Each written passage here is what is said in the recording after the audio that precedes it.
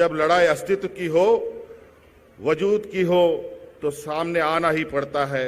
मिटकर भी अगर कुछ बचाए जा सकने की उम्मीद है तो कदम स्वयं आगे बढ़ाना ही पड़ता है। समाज के मुख्य धारा के द्वारा हमेशा प्रयास किया गया है कि हमारी कोई औकात नहीं बन सके एवं हम नीति निर्धारण में हमारी कोई भूमिका न रह सके।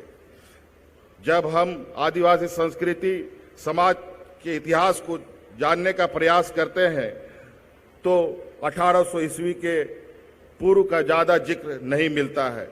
जब हमारे बारे में लिखना प्रारंभ भी हुआ तो हम केवल क्रांति के श्रृंखला के नेतृत्वकर्ता मान लिया गया। हमें टुकड़ों में बांट कर देखने का प्रयास हुआ, जबकि इतिहास के हर दौर में आदिवासी समाज अपनी विशिष्ट उपस्थिति दर्ज कराते रहा है। हमारे पूर्वजों ने गणतंत्र की स्थापना की, राज निर्माण किया, लोक कल्याणकारी शासक वंशों का स्थापना की। इन परिस्थितियों में यह कहना गलत नहीं होगा कि इस देश में सभ्यता संस्कृति को गढ़ने में आदिवासी समाज की योगदान की पुनः व्याख्या की जाए। हमें आदिवासी समाज को आदिवासी विचारक, लेखक, विद्वान की नज़रों से देखने की जरूरत है। यह सच है कि आज भी देश का सबसे गरीब, अशिक्षित, प्रताड़ित, विस्थापित एवं शोषित वर्ग आदिवासी वर्ग है, परंतु यह भी सच है कि एक महान सभ्यता के वारिस हैं। हमारे पास विश्व मानव समाज को देने के लिए बहुत कुछ है। जरूरत है कि नीति निर्माताओं के पास दृष्टि हो। क्या यह दुर्भाग्य नहीं कि जिस अलग भाषा, संस्कृति, धर्म के कारण हमें आदिवासी माना गया, उसी विविधता को आज की नीति निर्माता मानने के लिए तैयार नहीं।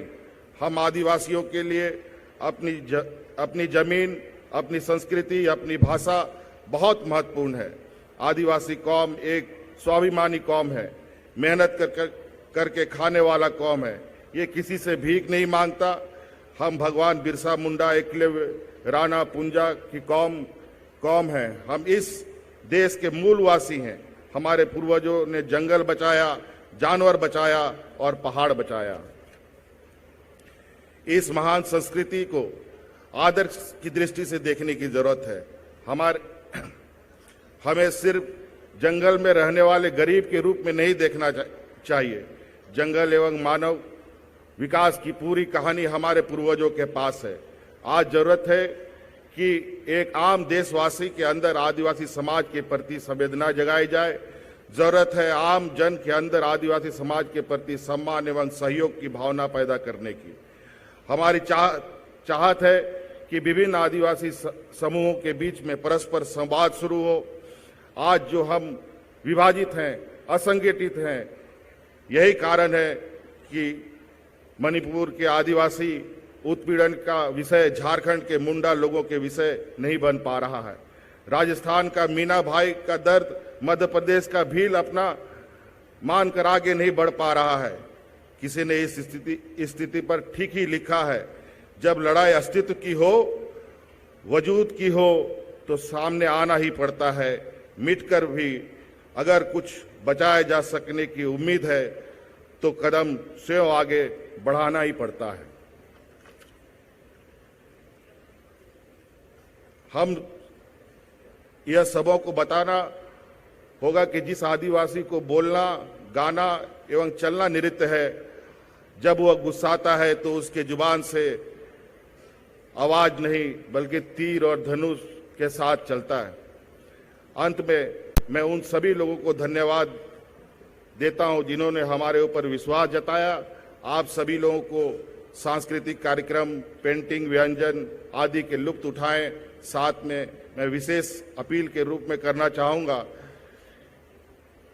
कि विभिन्न विषयों पर जो चर्चा आयोजित की गई है उसमें जरूर शरीक हो। इस आयोजन के लिए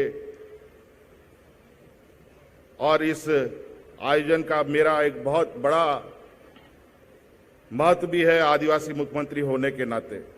झारखंड ही नहीं, देश के दूसरे हिस्से के आदिवासियों का भी जो प्यार मुझे मिलता है, जो मुझे उम्मीद मुझसे है, उसे भी मैं भली भांति परिचित हूं।